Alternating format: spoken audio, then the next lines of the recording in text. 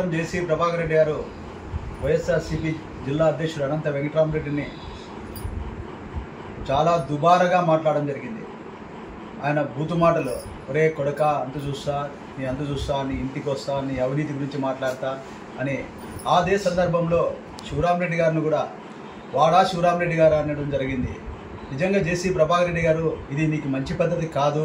ఎందుకంటే వయసు రీత్యాను చాలా పెద్దోడు, నీకు అయినా ఎంతో రాజకీయ అనుభవం ఉంది. అయినా కూడా ఈరోజు ప్రతి ఒక్కరిని బూతు మాటలు మాట్లాడుకుంటూ నువ్వు కమిషన్లకు అలవాటు పడినావు. తాడిపత్రిలో ప్రతి నెల మీకు కమిషన్లు వస్తున్నాయనే విషయం తాడిపత్రి నియోజకవర్గ ప్రజలందరికీ తెలుసు.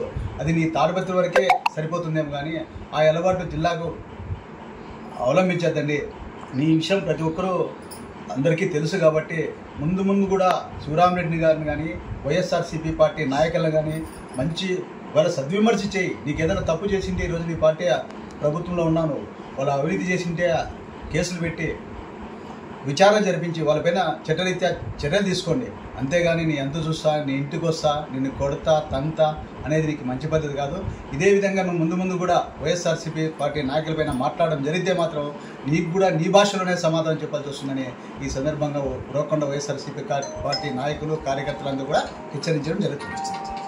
ఈ జిల్లా ప్రజలందరికీ తెలుసు, మీరు ఏదో అనంత వెంకటరామరెడ్డిని గురించి, మరి మా మిత్రుడు శివరామరెడ్డిని గురించి ఏదో చాలా వల్గర్గా మాట్లాడుతున్నారు. మంచి పద్ధతి కాదు.